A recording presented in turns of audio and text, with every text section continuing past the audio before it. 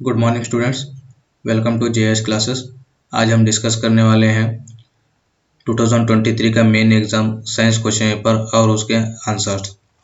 जैसे कि आप यहाँ देख सकते हैं, इसमें तीन पार्ट होते हैं, part A, part B, part C. Part A है फिजिक्स और इसमें फर्स्ट क्वेश्चन है मल्टीपल चॉइस क्वेश्चंस। उसमें मल्टीपल चॉइस में फर्स्ट क्वेश्चन है the device used to measure the rate of current in a circuit is. इसमें चार options दिए गए हैं, हमें उसमें से एक ऑप्शन चूज करना है। First option is ammeter, B is voltmeter, C is galvanometer and D is battery. और इसमें से फर्स्ट ऑप्शन है ए वाला एमीटर। और दूसरा क्वेश्चन है observe the given figure, identify the I defect indicated in this figure. ये दिए गए फिगर में हमें आई डिफेक्ट फाइंड आउट करना है। और फर्स्ट ऑप्शन है presbyopia, hypermetropia, myopia, contract. और ऑप्शन ये सही वाला है myopia. Third question is a right ray enters to rare medium from a denser medium, then the speed of light ray. अगर एक रे को हम अगर रेयर मीडियम से डेंसर मीडियम में पास करेंगे तो वहाँ पर क्या होगा। D option A decreases and bends towards the normal, increases and bends away from the normal, decreases and bends away from the normal, increases and bends towards the normal। और correct option है B1 increases and bends away from the normal। The inner wall of the solar cooker is painted black because black color। Option A reflects light, converges solar rays, prevents from rusting। Option D absorbs more heat। Correct answer is D1 absorbs more heat। Next, second question, answer the following questions। This each question is brings 1 marks। ये एक एक question 1 marks question है ये। Number 5 questions, write the symbols of the following components used in an electric circuit।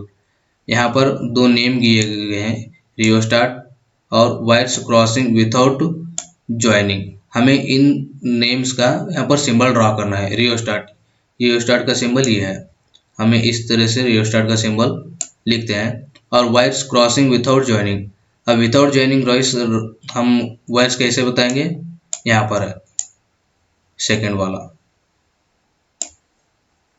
Next sixth one, what does the thumb indicate in the right hand thumb rule.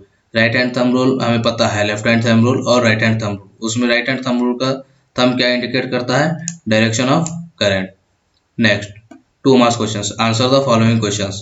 The question number is 7।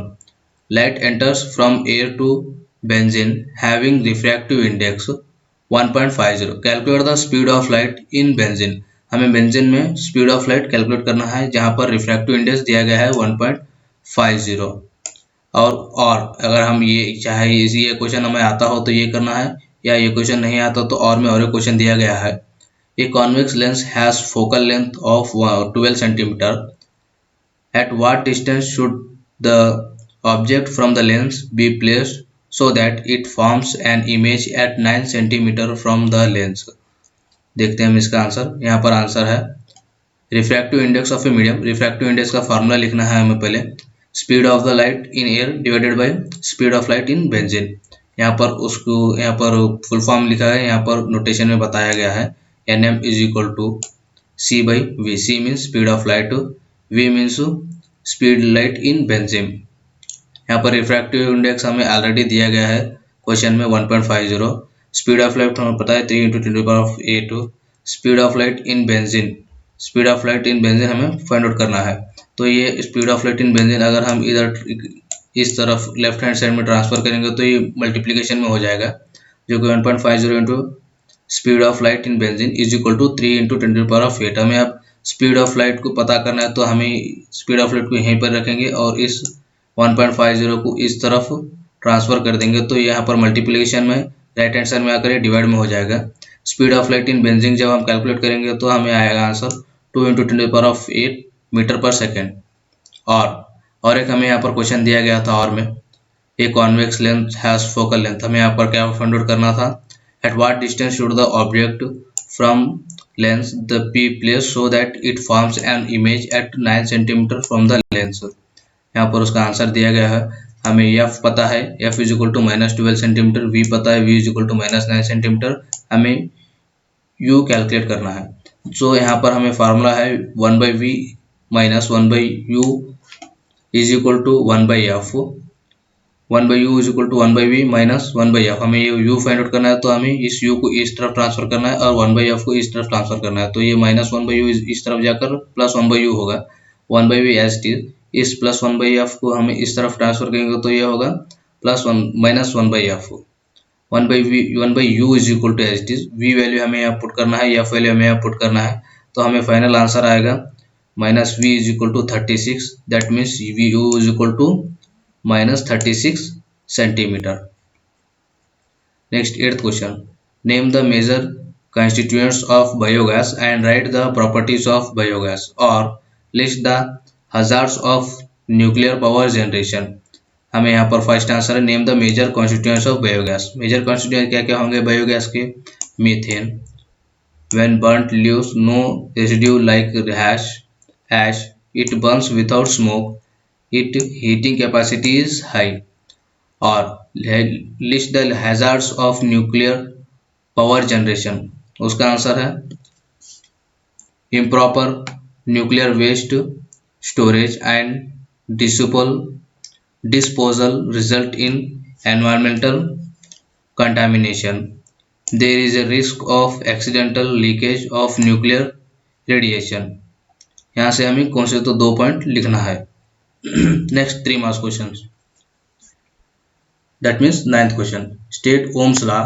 On which factors does the resistance of a conductor depend? And mention the SI unit of electric power. और ये question तो लिखिए या फिर नीचे वाला तो लिखिए। State Joule's law of heating. How is fuse connected in the circuit? Name the metal used in the filament and the gas filled in electric bulb. देखते हैं हम इसके आंसर्स। इसका पहला वाला आंसर है कौन सा वाला? ये state Ohm's law. Ohm's law means at constant temperature the potential difference V across the ends of given metallic wire is in an electric circuit is directly proportional to the current flowing through it.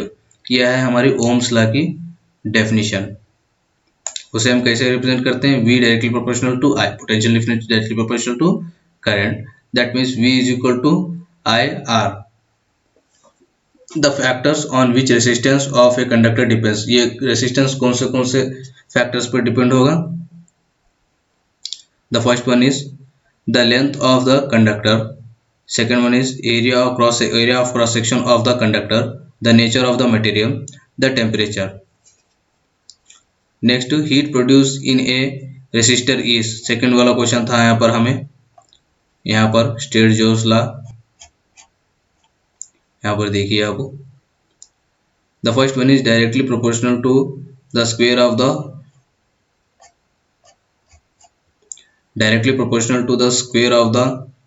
square of current for a given resistance, directly proportional to resistance for a given current, and directly proportional to the time for which current flows through the resistor। यहाँ पर note दिया गया है, if the student writes directly H is equal to I square RT, 1 marks given।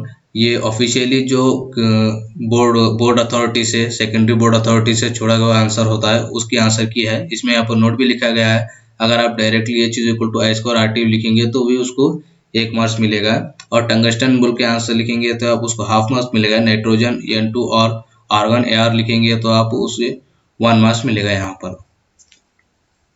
Next 10th question, the resistors R1, R2 and R3 have the values 10 ohm, 20 ohm and 60 ohm respectively, which have been parallelly connected to a battery of 24 volt in a electric circuit, then calculate the following। यहाँ पर वो 3 resistors दिए गए हैं, जिसके यहाँ पर resistor का वैल्यू दिया गया है 10 ohm, 20 ohm, 60 ohm, जिन्हें हम पैरेलली कनेक्ट करेंगे एक 24 वोल्ट की बैटरी से। तो हमें यहाँ पर कैलकुलेट करना है current flowing through the each resistor, total current in the circuit, total resistance in the circuit. यहाँ पर हमें I1, I2, I3 इन्हें फाइंड आउट करना है। देखिए अभी find out I1 is equal to V by R1। R1 हमें पता है, V पता है हमें, राइट। I1 का यहाँ पर वैल्यू आएगा, ये फर्स्ट वन का करंट थ्रोइंग ईच रेसिस्टर, सभी रेसिस्टर्स में करंट कितना फ्लो होगा हमें वो फाइंड आउट करना है। तो हमारा फार्मूला है यहाँ पर I is equal to V by are.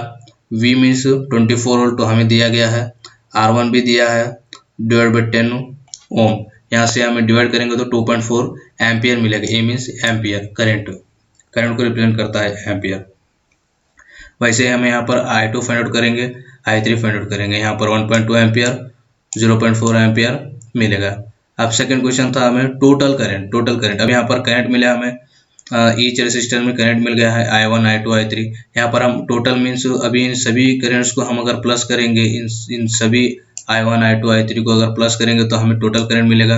यहाँ पर I is equal to I1 plus I2 plus I3 करेंगे 2.4 टू 1.5, 0.4 को अगर हम सम करेंगे तो हमें मिलेगा 4 एम्पियर, जो है कि टोटल करंट होगा। नेक्स्ट टू टोटल रेसिस्टेंस का फार्मूला क्या होगा, 1 by R P is equal to 1/10, 1/20, 1/60 is equal to 1/6। 1/RP means total resistance is equal to 1/6। P means here parallel, resistors in parallel। RP is equal to 6 ohm।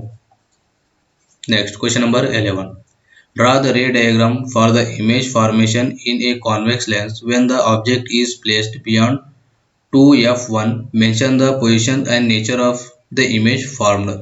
यहाँ पर हमें एक diagram draw करना है, जो कि यहाँ पर डायग्राम ड्रॉ किया गया है। मैं इस सभी एक्सप्लेनेशन के इसका एक पीडीएफ भी मैं अपने लिंक में दूंगा, आप वहाँ से इसका पीडीएफ भी डाउनलोड कर सकते हैं।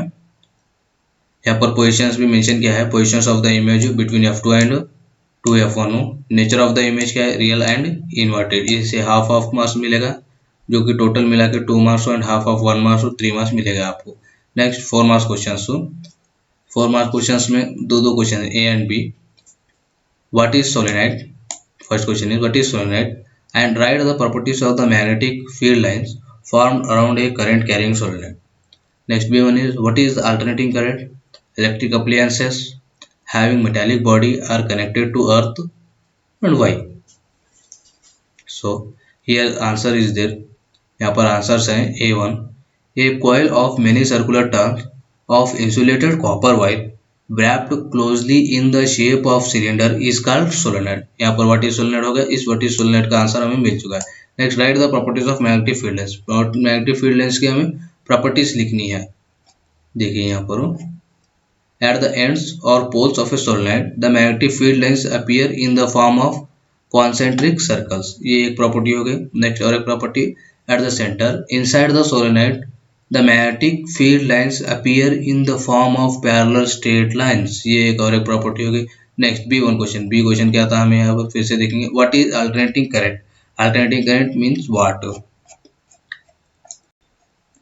The current that changes direction after equal intervals of time is called alternating current। इसे हम alternating current कहते हैं।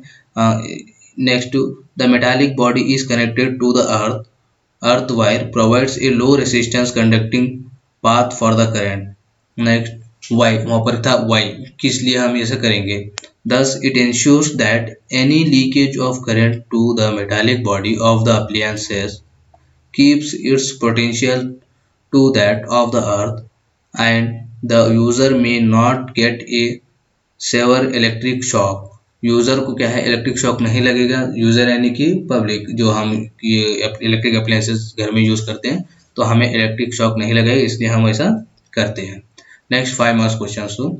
5 मार्क्स में ए और बी करके दो पार्ट दिया गया है, देखेंगे हम क्या है। How does rainbow form in the nature? Explain। Mention the color of the light that bends most and that bends the least। Second one is how does the eye lens accommodate to see the distance object and nearby object? Explain। यहाँ पर दो question दिया गया, first answer देखेंगे हम। It is cost. First question क्या था आप यहाँ पर, how does the rainbow forms? Rainbow forms कैसे होगा? It is caused by the dispersion of sunlight by tiny water droplets present in the atmosphere. The water droplets in the atmosphere act like small prisms। They reflect and disperse the incident sunlight, then reflect it internally and finally refract it again। Due to the dispersion of light and the internal reflection different colors reach observers eyes. Violet color bends the most, red color bends at the least. यहाँ पर question भी था कि कौन सा colour वो most bend होगा, कौन सा कलर लीस्ट बेंड होगा, कौन सा कलर ज्यादा बेंड होगा, कौन सा कलर कम बेंड होगा, वो यहाँ पर आंसर है। नेक्स्ट B1, व्हेन द, आप क्वेश्चन देखेंगे first, how does the eye lens accommodate to see the distance object. Distance object को देखने के लिए आई कैसे काम करेगा, हमारे आंख कैसे काम करेगी। When ciliary muscles relax, the curvature of the lens decreases and becomes thin, then the focal length of the lens increases and distant objects are clearly visible. Next, when ciliary muscles contract, the curvature of lens increases and becomes thick, then the focal length of the lens decreases and nearby objects are clearly visible. दूर वाले चीजें हमें कैसे दिखेंगी और नजदीक वाले चीजें कैसे दिखेंगी, यहाँ पर एक्सप्लेनेशन दिया गया है। तो दोस्तों आज हमने डिस्कस किया फिजिक्स पार्ट 1, जो कि 2023 अप्रैल में पूछा गया क्वेश्चंस थे और आंसर्स थे। इसका पीडीएफ भी मैं लिंक में दे दूंगा।